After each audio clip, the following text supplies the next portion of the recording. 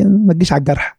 كم كبيره يا مولانا. كبيره جدا. كبيره، بس انا الدنيا معايا مفتوحه خالص. ما هو الدنيا مش معيار يا مولانا. مش قادر اسيب يا مولانا. انا بص مغتني. الدنيا مش معيار. ما مغتني دلوقتي. انا في حاله دلوقتي حلوه عجباني. خلينا نتكلم كلام ناشف. احنا رجاله. حد هيستحمل النار عنك؟ لا. ما انا بصلي وببر ابويا وامي وبعمل حاجات حلوه. لن تظلم. هتاخد حسنات دي وهتاخد الكبائر دي، وكله هيطيش في بعضه، وانت ونصيبك قد الشيله. شيل. بتسحب ورقته من غير وبوعد. اتصرف. تخش النار دي كبيره. لازم تلاقي حل. بيقول لي انا مش قادر وبيعيط اصل يصعب عليا. لا مش صعب عليا، انت هتودي نفسك في داهيه. قال لا والله ولا من هم بها. بيته متدغدغ عليه وغم ونكد. استعد ووريني نفسك. حرب من ربنا يا سيدنا. فممكن الناس شايفاه مبسوط وهو في ضنك حزين معاه فلوس بس ماشي. الناس ايوه يا بختك، وانتم ما تعرفوش بخت انا في ايه. والاسف ان الشاب للاسف عشان الظروف اللي محاط بيها من الفقر فبيستعجل المال. اي طريقه جات له بقى. النبي عليه الصلاه والسلام قال لا تقوم الساعه حتى لا يبال الرجل من اي شيء اكتسب المال، ومن لا يبال الرجل عن ماله فيما اكتسبه ومن اين اكتسبه. فده من علامات الساعه اصلا. فالشاب للاسف بيسرع انه يخش على العاب زي كونكر وون وتطبيقات زي وان اكس بيت والمقامره، يخش يحط فلوس. هو بيجي له فلوس سهله، فهو شاب ضعيف عايز فلوس. يعمل ايه؟ يخش. لسه كنت بكلم احد الشباب فبيقول لي مش عارف اعمل ايه. قلت له بيع موبايلك، بيع الكمبيوتر، اتصرف. تخش النار دي كبيره. لازم تلاقي حل. بيقول لي انا مش قادر وبيعيط اصل يصعب عليا. لا مش صعب عليا، انت هتودي نفسك في داهيه. انت تدرك ان دي كبيره من الكبائر. كبيره من الكبائر يعني حاجه ممكن تصدق من رحمه ربنا، ممكن تطيش حسناتك كلها بكبيره واحده انت عملتها. فليه؟ قلت له لازم تتصرف ويكون ليك موقف. فهكذا الشاب اللي الحاجات دي كلها لازم يدرك ان المراهنات واللعب على اللي يشيل والمقامرات دي كلها حاجات، دي نار بتدخلها في بطنك، نار بتاكلها.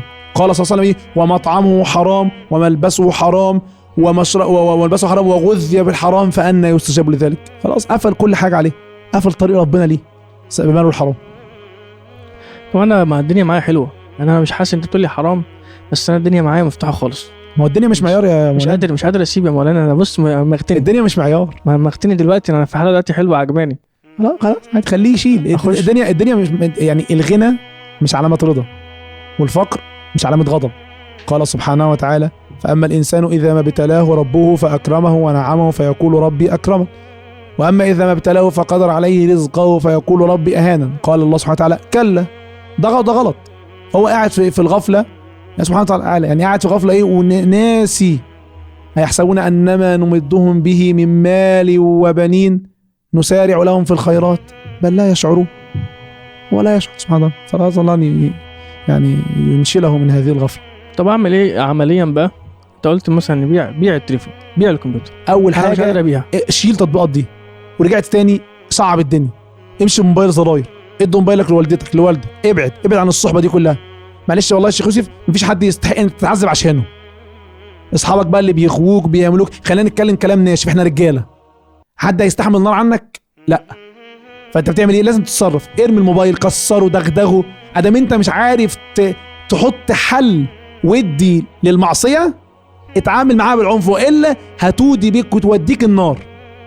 كتير من الشباب يا شيخ يوسف فاكر ان هو يجي عند ربنا هناك الملك هيقول له ايه؟ بس ما تعملش كده تاني، يلا مع اخواتك على الجنه. مفيش كده. الله سبحانه وتعالى ليس بينه وبين احد نسب. سبحانه وتعالى ميزانه العدل. جيت هتتحاسب. خلاص. قال سبحانه وتعالى فاذا نفخ في الصور فلا انساب بينهم. حتى انا بصلي يا شيخ، ما انا بصلي وببر ابويا وامي وبعمل حاجات حلوه. لن تظلم. هتاخد حسنات دي وهتاخد الكبائر دي، وكله هيطيش في بعضه، وانت ونصيبك قد الشيله. شيل. خش نار جهنم خالدين يا سيدنا. الموضوع كبير. اي صاحب كبيره هتعمل ايه؟ وصاحب الكبيره لا يخلد ولكن تحت المشيئه، لكن يعذب بالكبيره. قال سبحانه وتعالى ان تجتنبوا كبائر ما تنهون عنه نكفر عنكم.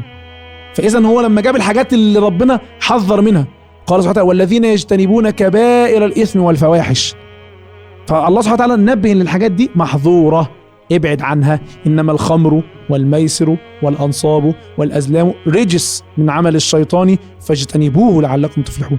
إنما يريد الشيطان أن يوقع بينكم العداوة والبغضاء في الخمر والميسر ويصدكم عن ذكر الله وعن الصلاة فهل أنتم منتهون؟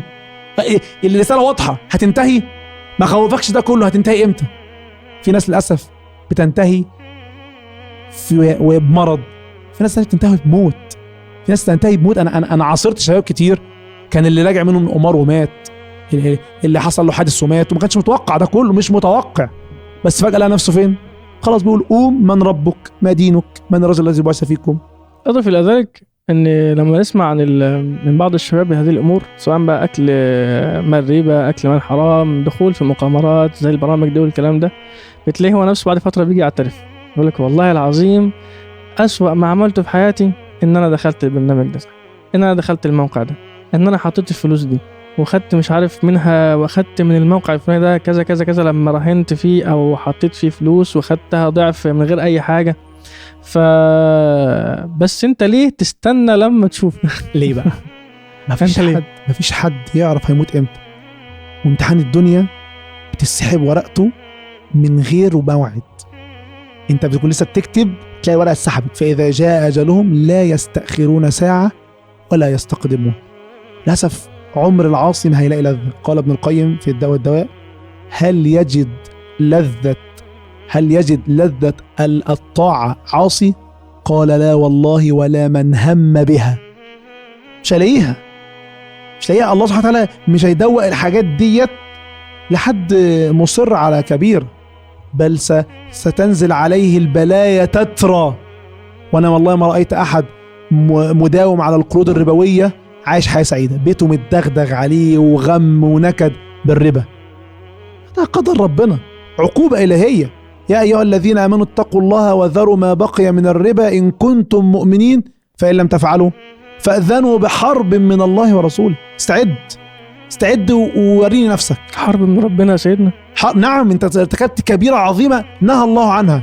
انا افتكر ان ربنا ما قالش حرب دي مثلا لقتل ولا سرقة ولا زنا ولا حتى لمن اشركوا به جل في علاه. قالها عشان دي فساد للبلاد والعباد. الربا فساد للبلاد والعباد، مظلمة كبيرة تعاند رب العالمين وتفسد في الأرض بين العباد، بتستغل عثرات الناس. واحد يجي لك فقير تقول له خد وهاخد أضعاف منك.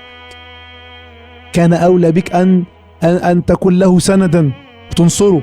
ولو أن المسلمون تكاتفوا جميعا مع الفقراء والمساكين المحتاجين بصدق ما كانش بقى الحال. لكن ما تجيش على الجرح. كم كبيرة يا مولانا. كبيرة جدا، كبيرة. وبعدين حرب بتاعتك، تخيل كده معايا، حرب من مين؟ يعني فتحت عليه الجبهة من البلايا من قبل الله سبحانه وتعالى. وتخيل بقى ربنا العليم القدير اللي يعلم نقاط ضعف العبد هيبتليه ازاي. انا اصلا ما سويش. يعني انت بتتكلم في حرب، مين يقدر، مش انا بقى، مين اي قوة على وجه الارض اصلا تقدر فكرة الموضوع كبير قوي مولانا جدا جدا. انت خدت قرض عشان عايز تشتري حاجة اعملها، اول هتحصل لك هتبوظ العربية. انت بتهزر. الله سبحانه وتعالى لا يعصى هكذا سبحانه وتعالى. والكبائر دي خط احمر يا شيخ يوسف، والله خط احمر. ولحد طول ما انت هتكون لسه في سعة في دينك وعندك سعة ترجع وتروح، ما دام انت لسه عملت كبيرة فانت سلمت رقبتك للشيطان. يعني ده سيدنا معنى الآية. طب لما ربنا سبحانه وتعالى في سورة طه قال له من أعرض عن ذكري فإن له معيشة ضنكا، فهي دي بقى معنى الآية اللي هو بعدها سبحانه وتعالى قال لك ذلك كذلك أتتك آياتنا. الآيات هي بتتقال قدامك فعملت فيها إيه؟ فنسيتها، أي فأعرضت عنها، وكذلك اليوم يعرض عنك.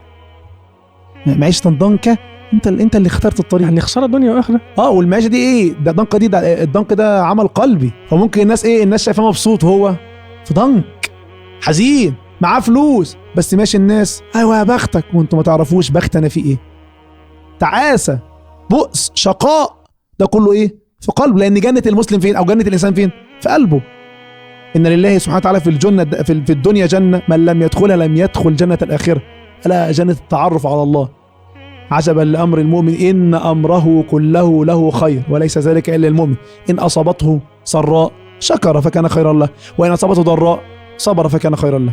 الله المستعان. ربنا يعيننا سيدنا على اجتناب الكبائر. من احد برضو المشاكل اللي بتواجهنا كشباب مسألة الاختلاط. بص بقى سيدنا وصلى على النبي كده صلى الله عليه وسلم. انا ما بتعاملش معاها غير ان هي، بص هي اختي يا سيدنا،